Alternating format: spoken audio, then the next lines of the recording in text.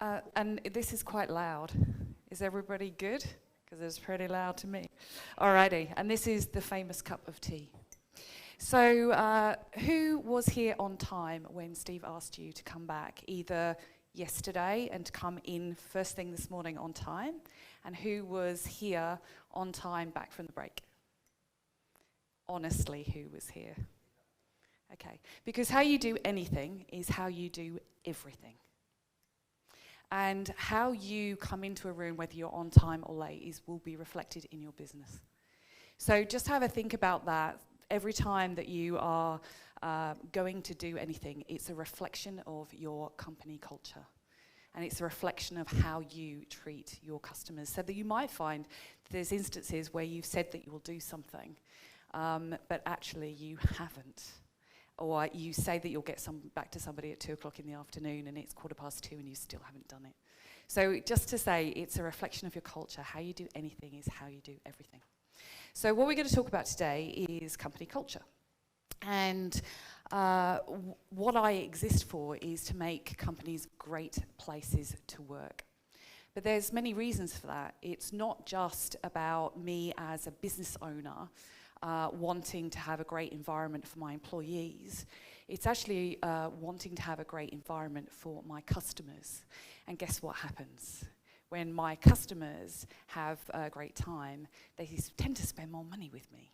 They tend to stay longer, and I enjoy the interactions more.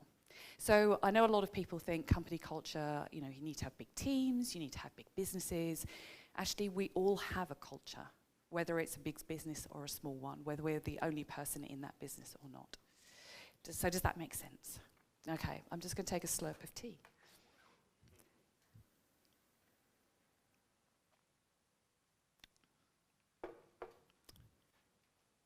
And try this. Okay, so this was a quote that I found recently. I did another piece of training last year, which is all around finding your avatar and doing that through a number of different processes. It's a company called Culture Talk, and it looks at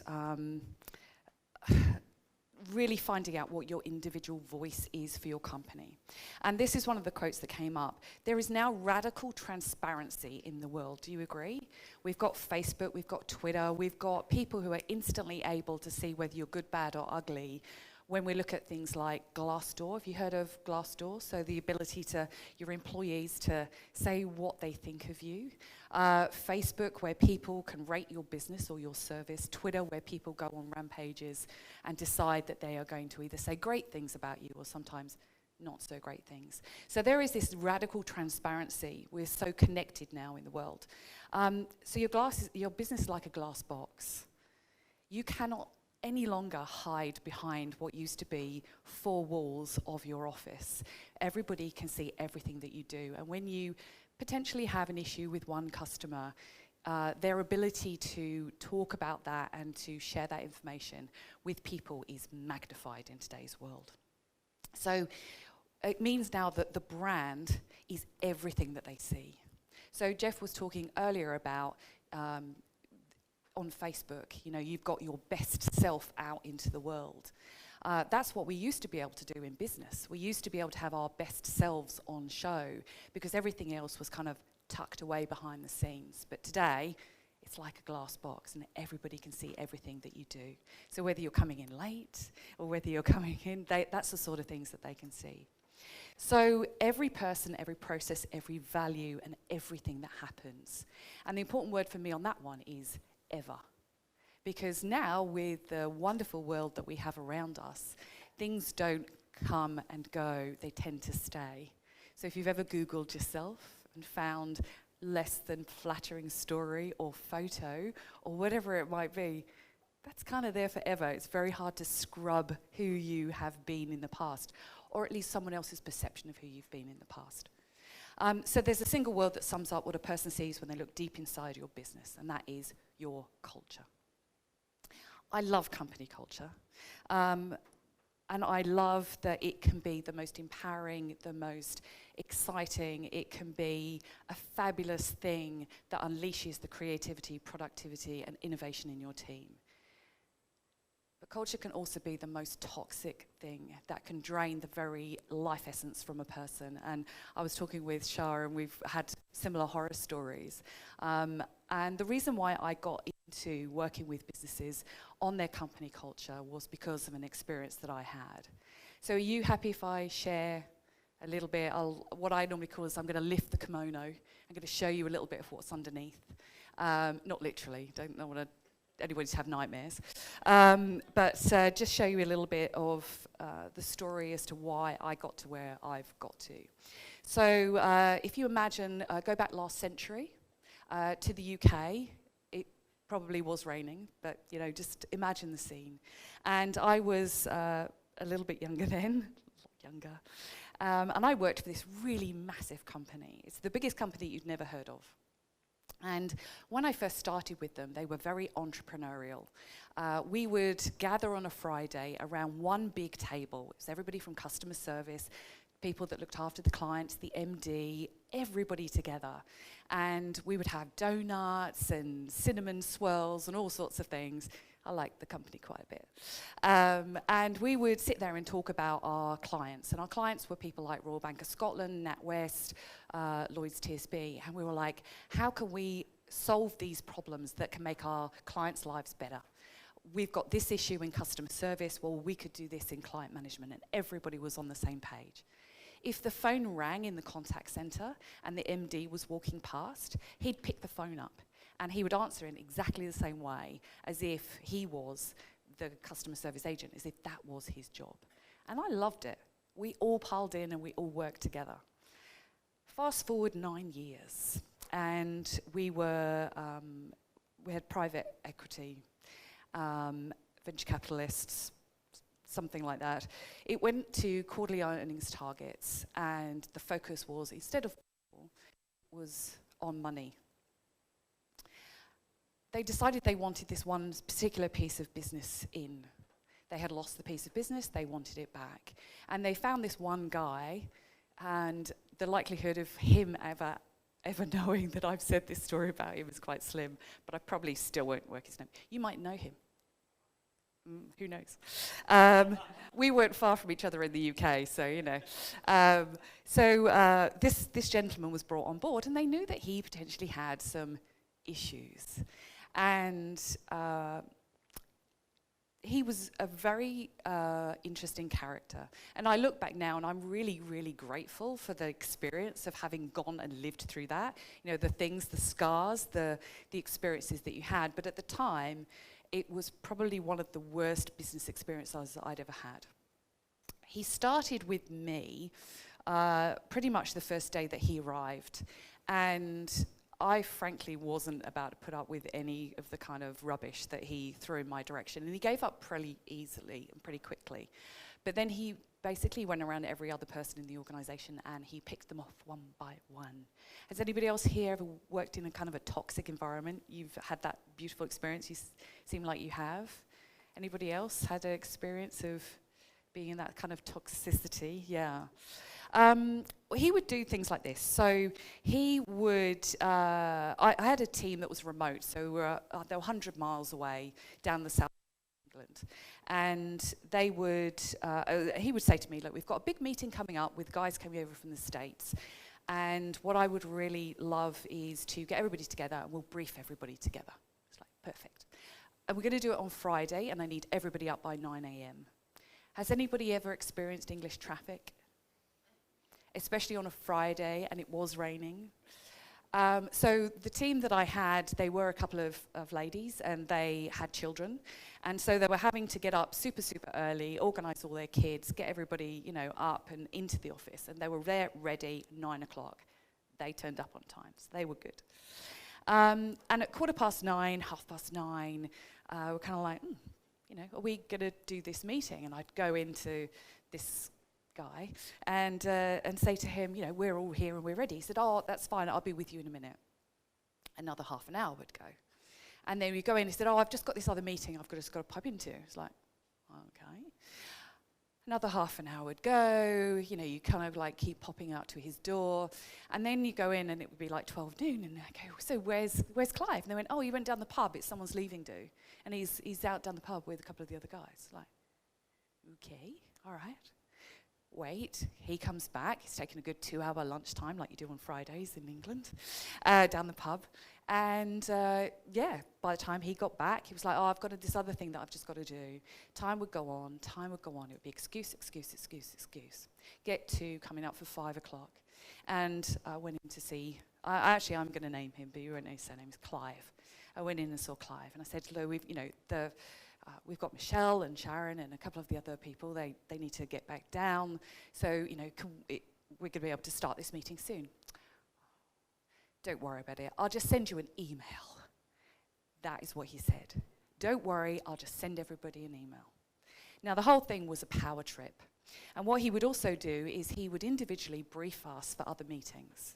We pretty quickly understood what it was that he was doing. So we would be in a meeting, they'd get the big bosses over from the States, and we'd all sit there and we would talk about our thing that we'd been briefed to do, except one of us. Now that person wasn't stupid, hadn't misunderstood, hadn't done anything, but would stand up, completely confused, but do their delivery in a completely different way. And he would then bawl them out in front of everybody. I briefed you, why did you do it wrong? What he'd done is he briefed them completely differently. So we quickly worked out, and we had amazing teamwork, that if we ever got briefed on anything, we'd then get together behind scenes, make sure that we were all on the same page, so he could never pick us off and do things like that. And one by one, people would leave. People would eventually disappear, stress, whatever it was. And in the end, he did come back for me. And at that point, I was like, you know what? I don't need this in my life. And I actually had decided to, on the day that we were all supposed to be welcoming all these new team members and doing this massive team building, I'm kind of like, there is no way on this planet that I can look anybody in the eye and go, rah, rah, rah, it's a fabulous place to be. So I opted myself out. So that was my experience of a fantastic culture that then turned to complete based on bringing in the wrong team player, and he was not a team player. And funnily enough, to end that story, as soon as he brought the piece of business in, they got rid of him. And my biggest disappointment was, yes, him, but it was also the fact that the company knowingly did it, and they put up with it. You know, he would walk into the office and go, I'm going to sack someone today. And can you imagine the fear and the stress and everything else? So when you're in the zone of being in that bubble for work, and you're living that myth of like, this is all there is, and this is all I can do, and this is my livelihood, how toxic and horrendous that is. If you then fast forward to when I came to Australia, different company, setting up a new division for a loyalty marketing agency, and I got made redundant. And then I had to decide what I wanted to do with the rest of my life. And I'm like, oh, what shall I do? And I volunteered for Business Chicks. So has anybody heard of Business Chicks? They're the largest women's network, yes. So I went and worked with Emma and Olivia and all the rest of the girls. And I went to a funeral in the morning and actually chose to go into work in the afternoon because I knew I'd feel better, because they had such an incredible environment. So what you see on the outside is what you see on the inside, and how you experience it. So that was kind of one of those light bulb moments, you know, when you're going along life and you don't know what it is that you want to do, or you don't know what your mission or vision or whatever it is, and then suddenly you get that moment of clarity. And for me, that was one of those moments where I can look back and see the dots and go, yeah, you know what? If I can stop one person having one of those days in the office and stop companies employing Clive, effectively employing Clive, then my job is done, and that's what I live for. So company culture, for me, is just the be-all and end-all, because it has such an amazing ripple effect. It has a ripple effect on your business life. It has a ripple effect on your results, and then also on your family, friends, community, because who you are in the office, you take you home. And if you are massively stressed and massively unhappy in the workplace, you're not being your best self at work.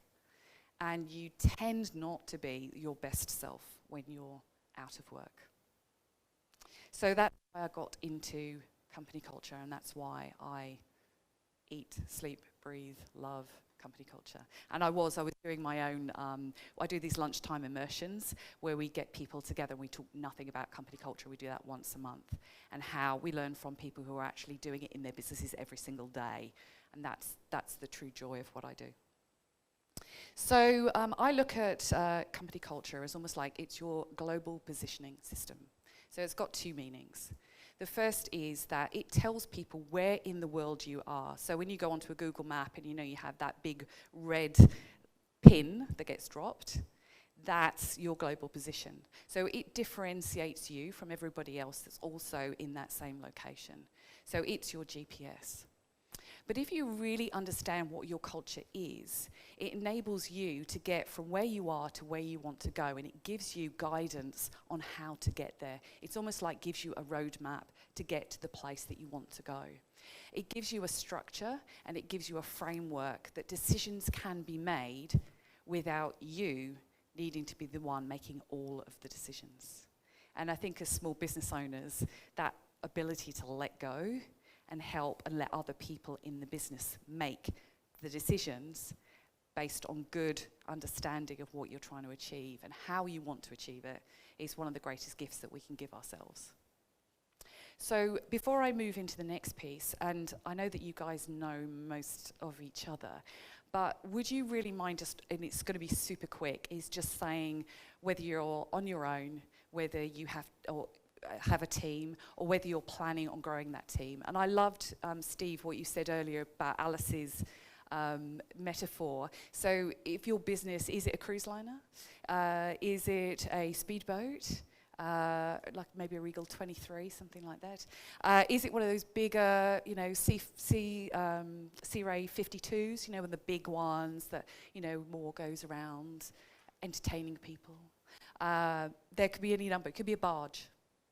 So it'd be really just interesting for me to understand how many have got people that they're trying to influence within their own businesses, and what your plans are for expansion. So just real quick. So are you happy if I start with you, Jerome? Yeah, great. Two people. Okay. What kind of boat are you? Probably at the moment speedboat, I think. One passenger. Are you the guy water skiing off the back? Hanging on for dear life? Aha. Ah. Or are you the guy with, your hand on the... Sometimes I want to be on the ski, but a lot of the time, got the steering wheel. Cool. And sorry, I don't know your name. Patrick. Patrick. We have a team of 15, and I guess the analogy that I thought of this morning was we're a bus. You're a bus. A bus, yeah. I don't know why, but I've always liked that saying, are you on the bus or off the bus? So. Can I challenge you on that one later? Yep. Love it. Thank you, Patrick. Chris, Okay. and feels like A tinny. and we just had the maintenance upgrading our engine. Okay. But are you pulling the big fish in? Maybe you've got your rods in the water. You've got good bait on that hook. Good place to start.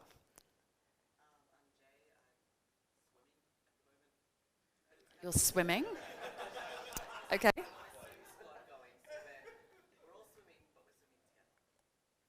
Okay, so how many people are swimming with you? Okay. And sharks in the water? Maybe? Does that help you swim faster? Maybe there's, Nemo and a few others. You're not sure what it is?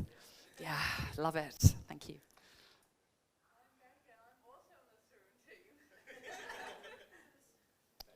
Is there a lifesaver in the room? We might. Steve. Yes. Our team is normally around 10 to 12 staff, and we have about 6 or 7 contractors, and we do heating, cooling, air conditioning business. Yes. And I would say our business like setup. Okay. Trying to make waves in our industry. Right. So you just press the button and the wake comes to the specification that the client needs to surf on the back, wake on the back. Love it, love it. And you found out what your why was last night. See, Charles Bill's in the mail. Yeah.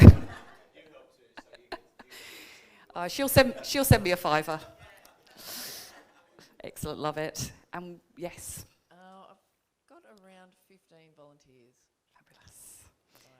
And what are you, a metaphor in there somewhere? Before I was thinking a car. Sometimes I'm in the back seat with them, and I'm still driving the team. Okay. But I'm Stretch in limo? there. Stretch limo? With all the, disco ball going off? Or a Hummer? No. Just a normal, everyday car that's reliable, Yeah. safe. Yeah. Excellent. And sometimes someone else is driving. And sometimes, And sometimes I'm right sometimes there you're with them. navigating. Yeah. Love it. Cool.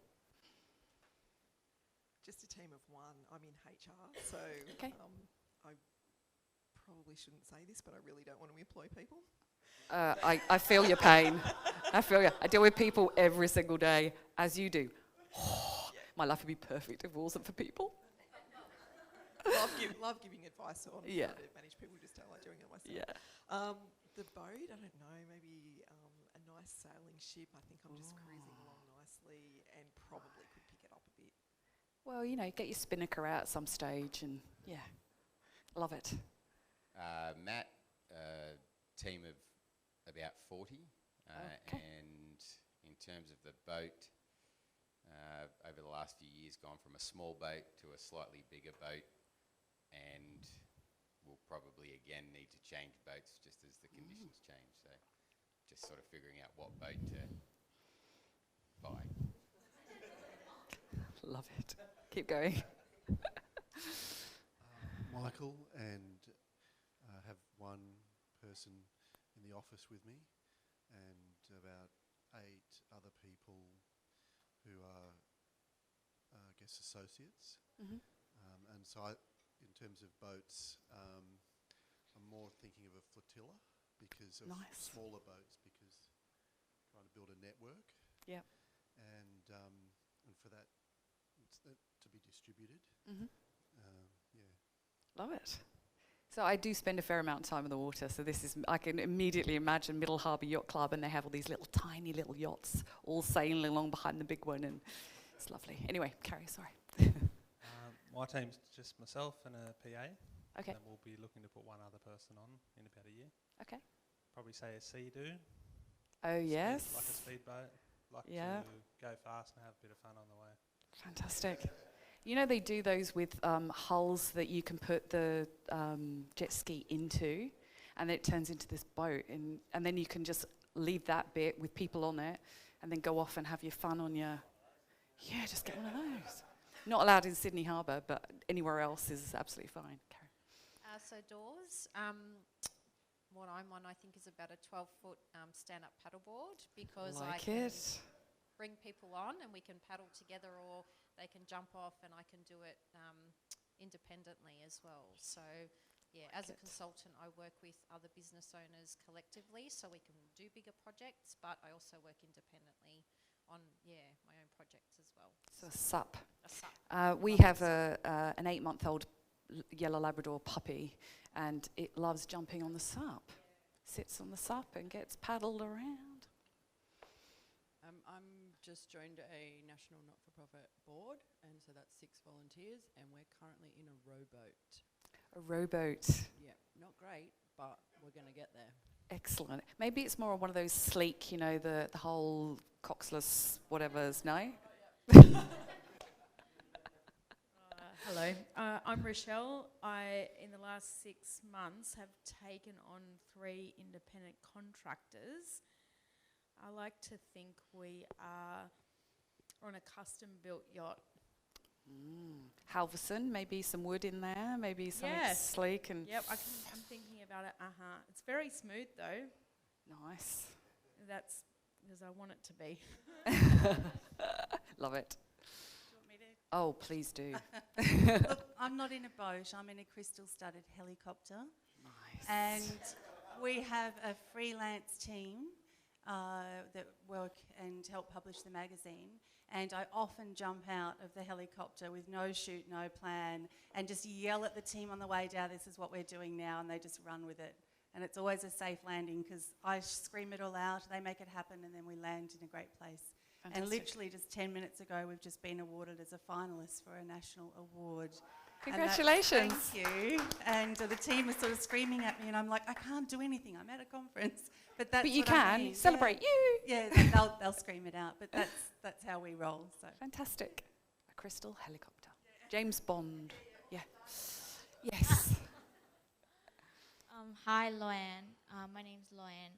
So I think currently it's me and another supporting team members, and I think we're on a small, tiny fishing boat, and sometimes we can't find the fish, so we have to go out and snorkel. And Okay. have some fun and then jump back on the boat. Fantastic. Love it. Love it. I imagine the Great Barrier Reef underneath you, and when you jump in and snorkel, it's, yeah. I'm Avril. I currently work for myself. I'd probably say I'm a ferry, A ferry? slowly getting started, Okay. and just slowly onboarding some new clients to go along for the journey. Great. So it should be a nice cruisy And, journey. and what is your business? I'm a freelance graphic designer and Okay. marketer. Yeah, cool. Alrighty. Keep going. Hi, I'm Anna. Oh, that's very loud. Especially because I'm right next to it. I'm on a speedboat with 2 other people with access to a mothership, but in unknown waters with this speedboat whilst my engine is being changed on the other side of the world. So Right. a little bit lost. Love it. I love the metaphors that are coming out of this. Steve's busy writing them down, going, okay, we need to change that metaphor. Please do. Danielle, please. Oh, I'm by myself. I have a business, Flying Solo, founder or whatever. And I feel like I am sort of a bit like a ferry as well. So slow build, and yeah, just about to jump off onto a yacht, I think. Fantastic. So I'm again imagining, I'm sitting there thinking, is this the manly, the yellow and gold, the gold and green, or is it the fast ferry that just goes straight across the harbour, 2 seconds flat, gets there, and they serve beer on board?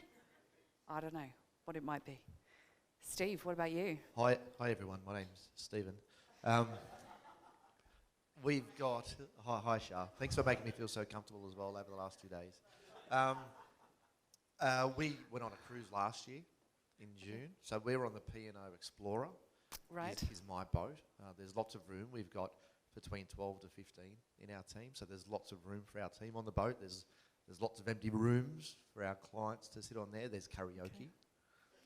There's lots of food. There's a gym, and it's good fun. Okay. Do you know what I mean? Absolutely must be fun. I'm Andrew. We got 5 employees and about 8 to 10 contractors month to month, depending on exact configuration. And we're on one of those really nice modern boats you take your mates out on to go deep sea fishing over a weekend. Ah.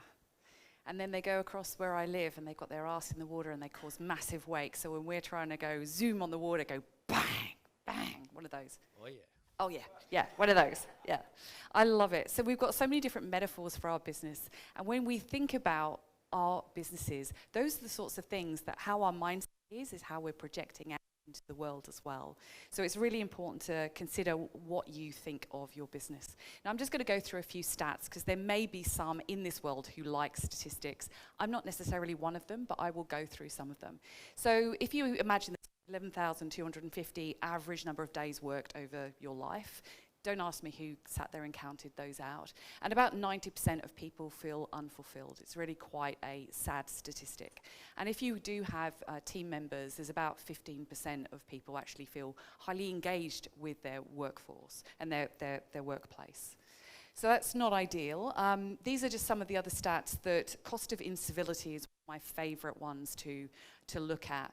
This is when people are slightly rude to each other.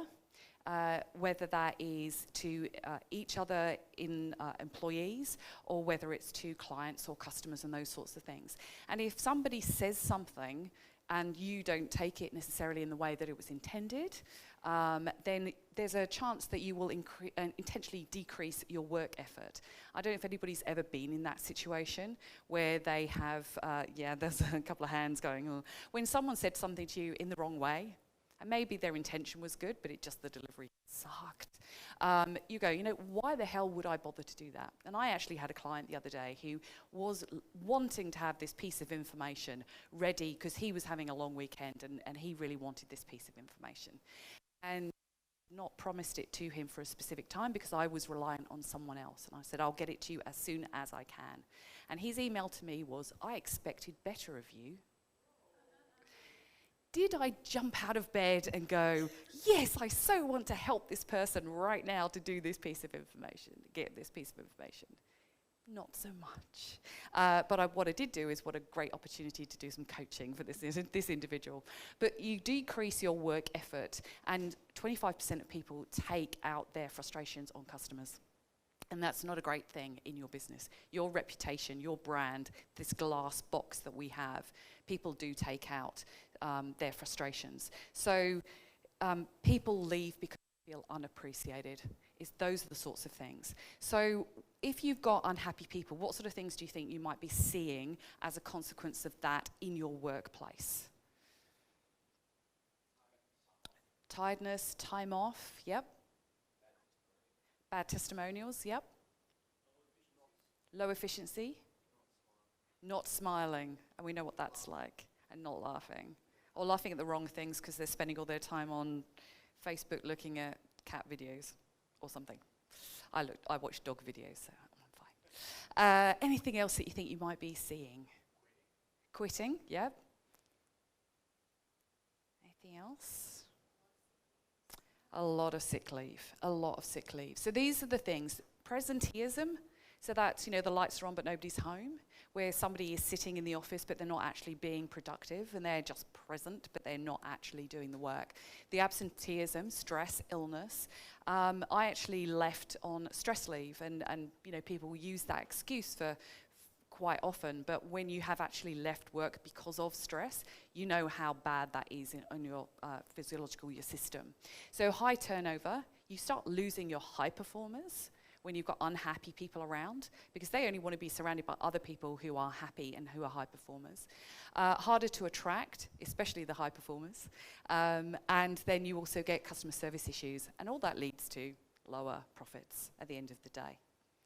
So we can then look at happy people.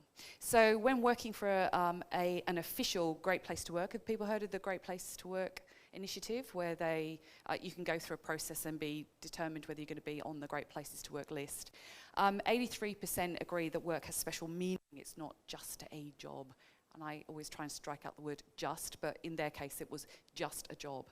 A sense of pride. And optimistic people are 31% more productive than negative people. So if you're happy, you'll actually be producing more. There was lots of surveys. Have you heard of Sean Acker? He's got one of the best TED Talks I've ever heard of, and I'm now going to sit there and try and think what the name of it was. Sean Acker, so it's S-H-A-W-N and then A-C-H-O-R. So Sean Acker. And I think it's The Happiness Advantage, although that might be his book. He talks all about, I find it really funny, all the way through, but he talks about specific instances and about the fact that the top 10% of salespeople outsell the other 90% by 90%. So they're happy and they outsell by 90%. So if you've got a really happy workforce, that is going to be an outcome. I'm not saying they're going to suddenly go 90% more in their sales, but they're more likely to be doing that. So if you had all of these things like happy people, what would you be seeing? We saw the opposite before, so what would you be seeing now if you had really happy people in your teams? Productivity, yep, that would go up. They turn up regularly on time. Oh no, sorry, shouldn't bang that drum too much. But it's true. We prioritize what we're enjoying and what we're doing. So it's always a choice: pain, pleasure, pain, pleasure. And so happy people, they choose to be in the work and they choose to be in those places. Sometimes life happens outside, but happy people will choose to be and go that extra mile for you. So what else might you be seeing? Helping each other out, collaboration. It goes through the roof. People stops being about me and what can I get, and it starts being about how can I help everybody else and move forward with that. Okay, what else? Is there anything else that you might be seeing?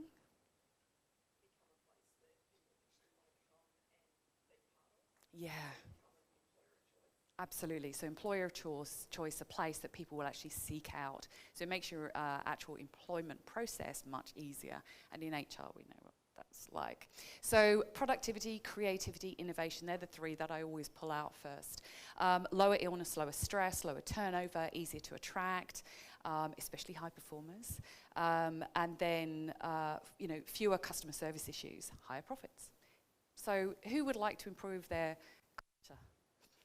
Does anybody think it would be a great idea to have a really fantastic culture? I'm hoping so. I'm really hoping so. So the net effect is that even if you are in an organization and you are one, so you're going, well, what has this got to do with me? What has this got to do with me? Your culture is something, as we said at the beginning, that is perceived, felt, and known by your customers. So it could be just you in a rowboat. It could be you at the moment. But it's so important that happy customers are the byproduct of your culture. They will feel it because it's in every interaction that you do. So when we start up businesses, there's this sort of classic startup tension. And this is what it normally looks like. Casualness and fun on one side versus efficiency and high performance on the other. And quite often people think that as a business you can't have fun if you've got structure, and you can't have structure if you have fun. So we have this tension between those two. And this is me still building the case of why culture is the thing that you really, really need. So when you first start, people think we're too small to think about culture. There's just me in the business. Why do I need to think about it? And then what happens is they go through an initial growth period, and I'm sure some of you have experienced this.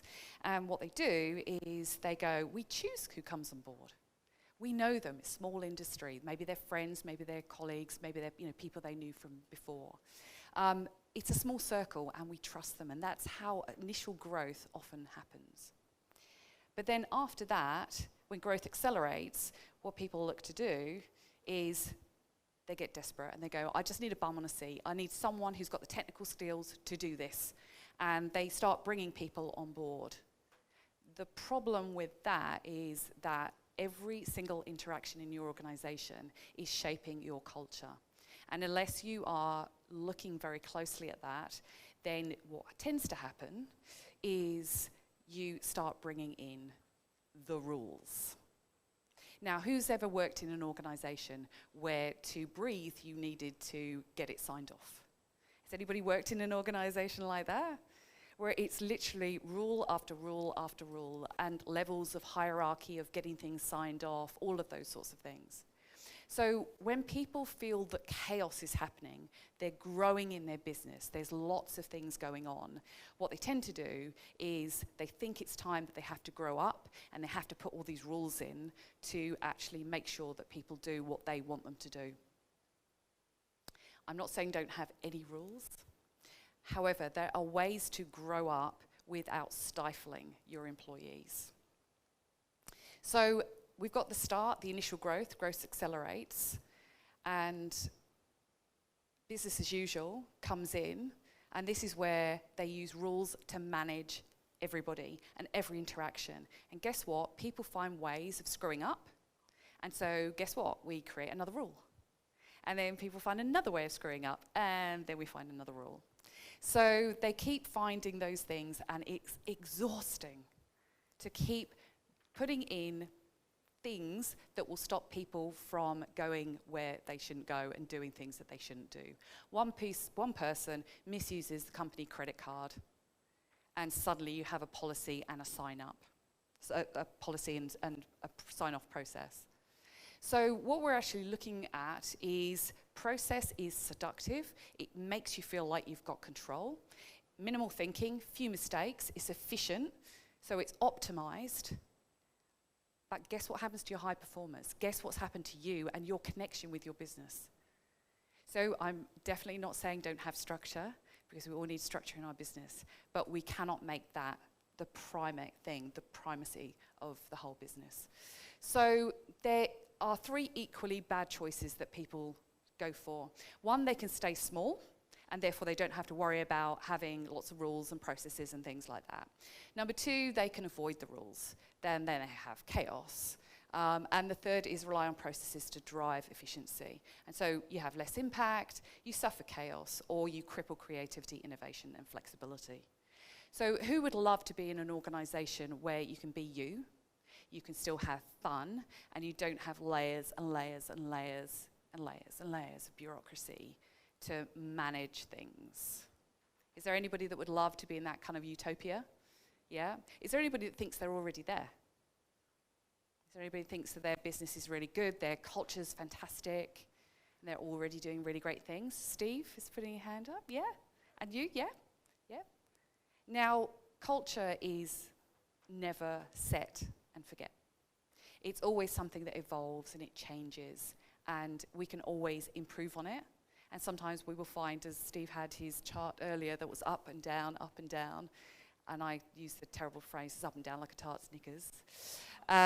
It's always ebbing and flowing, because it's every interaction, it's everything that you do.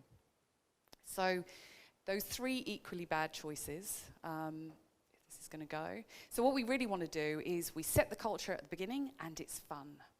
And then what we do is we choose who comes on board in line with that culture, and we fire and performance manage. So hire, fire, and performance manage against your culture, and use that as your way of having, quotes, control in your business rather than rules. Excellent. That's how we work. So high performance culture is creativity and self-discipline, freedom and responsibility, versus a culture of process adherence.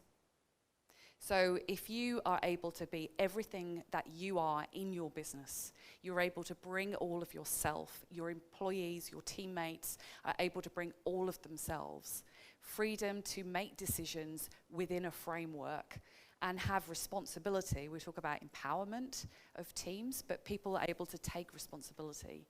People are so much more engaged when they're able to make decisions. It doesn't need to be the big ones. People are much more engaged when they're able to have a voice. It doesn't mean they need to have a vote. So those are the things that we're looking for versus a culture of process adherence.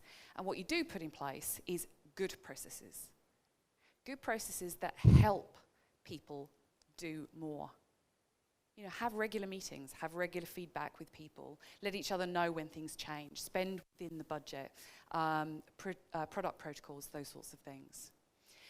Some of the biggest companies, so if you look at, I think it was Netflix, I'm going to say. Netflix had tons of rules, tons and tons of rules, and they decided to get rid of them all and replace it with one founding principle, and that was do the right thing. So if you want to spend money on a company credit card, if you want to fire someone, if you want to, you know, whatever it might be, that is the filter and that is the rule that you look through. Do the right thing. So as you can see, it's a kind of a guidance. So when you're out there on your ferry or on your speedboat or your wakeboarding boat or your Sea-Doo, those are the things where you're looking for those very simplified values, behaviors, etc., that enable people to find and navigate their own way through company culture.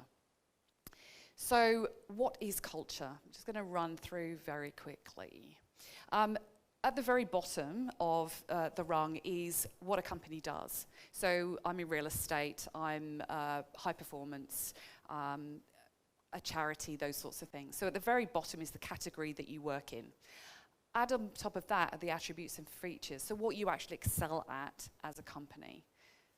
Then we'll go through and say, okay, so this is what the customer benefits, what they gain, so those are more of the benefits that they get. Above that is the purpose, and we've talked a lot over the last day also about having a purpose and the personality of the company. And then what sits just right above that is the story and the experience that your customers actually interact with.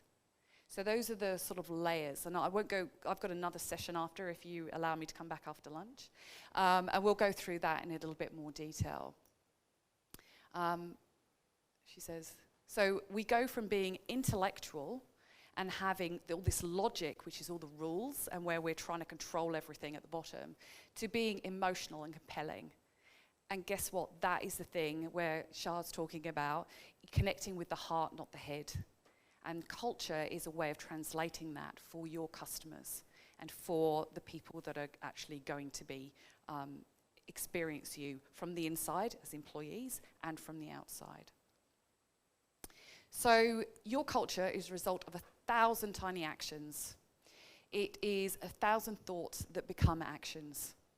All of these things. So every interaction, every thought, every time you put the phone down and you shouldn't have put the phone down quite as fast, all of those things. And I'm getting an airdrop through my phone.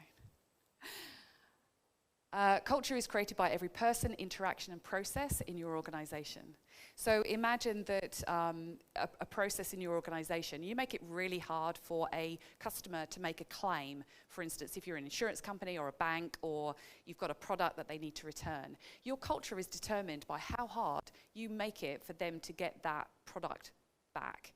So my partner recently bought some waistcoats from a company off of Facebook. Not a good idea. They arrived and they were completely rubbish. His customer service experience was that he had to then pay to send them back to China. Now that wasn't going to be a cheap experience. I'm pretty sure that the postage was more than the actual value of the waistcoats that he got. They were just hideous. And the irony is actually we got a card back to say that they'd actually been rejected in China and he had to pay to get them back to then send them again. Anyway, so the experience is something that determines what your culture is. Has anybody ever used the Iconic from the ladies? I don't know that the guys might use, but the Iconic. You receive your article, it's in a plastic bag. You've got a certain point where you can unseal it, try it on. You can order 10 of the same thing in different sizes, try them on. If you don't like them, you reseal the bag, take it down to the post office, they pay for it, and it's gone. It's like magic. So every process that you have in your organization actually will be determining what that actual culture of your organization is. So every decision changes positively or negatively the desired culture and your business outcomes. The decision can be who you're going to hire. Who are you going to do that day? It can be every decision changes. It can be whether you decide that you're going to turn up when you're sick or not sick. Those sorts of things. So it changes everything that you do. And no speech or vision statement is ever going to be in place of your culture. Now, how many times, has anybody read any of the banks? Have you ever read any of their vision statements and their values? Do we think that they've lived them? No. So, you can be the best CEO in the world. You can be the best leader in the world. You can have this great vision for your company, and you can write it down, and you can have it on your website, and you can have it in all of those places. But it's what you do that makes the difference. It's what you say every single day, not what is written on your website. So no speech or vision statement, as motivating as it may be. Me saying no to my previous company about going in and doing a team building with those people was because I knew that there would be this massive speech about how amazing we were, and the reality was just mind the gap. Mind the gap. So no speech or vision statement can create it. And it constantly evolves. There is no set and forget. So I loved it when clients say to me, oh yeah, because I've got this kind of culture project, or I've got this, I've got this thing that I need to just do, and it's a tick box. Culture lives, breathes. It is a human being. And I always think of culture as almost like, I've done the GPS analogy, but another one for me is it's like your immune system. If you look after and you feed your immune system, you give it all the right nutrients, you look after it, whilst you can't see, like it's not a tangible thing that you can see your immune system, But when the going gets tough, as it does inevitably in business, it will be there to support you. You know, everybody around you's got a cold, but your immune system actually helps you and supports you and stops you from catching the same bug as everybody else. GFC is your typical cold that people catch. If you have abused your immune system, you've gone out drinking every night, you might have done some drugs with Jeff earlier, all of those sorts of things. If you are looking and you are literally abusing the hell out of your immune system, when everybody around you is catching a cold, they probably caught it from you. Your immune system will either be there for you in a good way, or it will come back and kill you. We know what happens to your immune system. With autoimmune diseases, it's your immune system attacking yourself, and that's what happens. So it's really important that you are constantly nurturing and looking after your company culture and making sure that it is optimal and the best that it can be. So that's all I wanted to share with you this morning. We've then got a session after lunch, so I'll know who's turned up and who hasn't as to how good you thought this was. And we'll go through in a little bit more depth and a little bit more detail and help see whether we can craft some of those ideas and things that you can practically, tangibly take back into your organization. Whether you are a lot of people, you know, you've got 40 people in your office, or whether you are that single person in a rowboat picking up oars and rowing. Thank you very much. Alrighty, thank you, Julie. Big round of applause.